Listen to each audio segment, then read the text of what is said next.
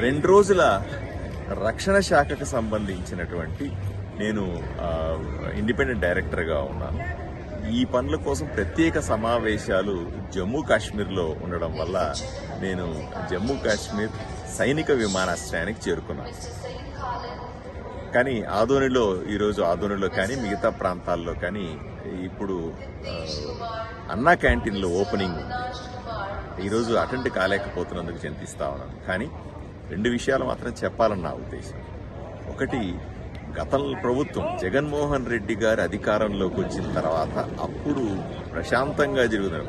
పేదవాడికి పట్టెడు అన్నం పెట్టి వాడి ఆకలిని తీర్చేటువంటి అన్నా క్యాంటీన్ని కక్షాపూరితంగా దాన్ని ఆపేశారు. సుమారుగా 5 సంవత్సరాలు ప్రతి పేదవాడు కూడా ఇబ్బంది పడినాడు, బాధపడినాడు.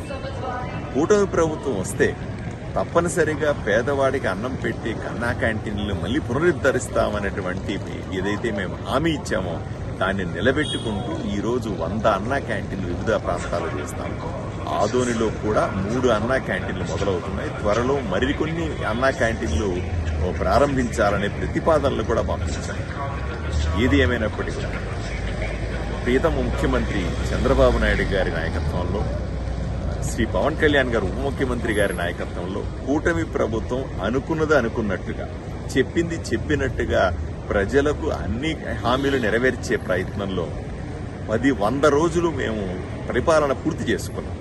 ఈ 100 రోజుల పరిపాలన అద్భుతంగా ఉందని ప్రజలు చెప్తా ఉన్నారు.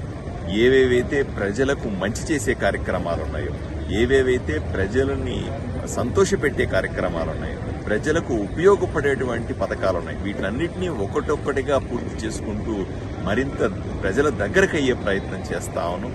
ప్రజల సంక్షేమం కోరే, ప్రజల అభివృద్ధి లేదా ఆంధ్రప్రదేశ్ అభివృద్ధి కోరే రాజకీయాలను ఈరోజు కూటమి ప్రభుత్వం చేస్తుందని, మీ ఆశీర్వాదం కొనసాగాలని మీకు తెలియజేస్తాను.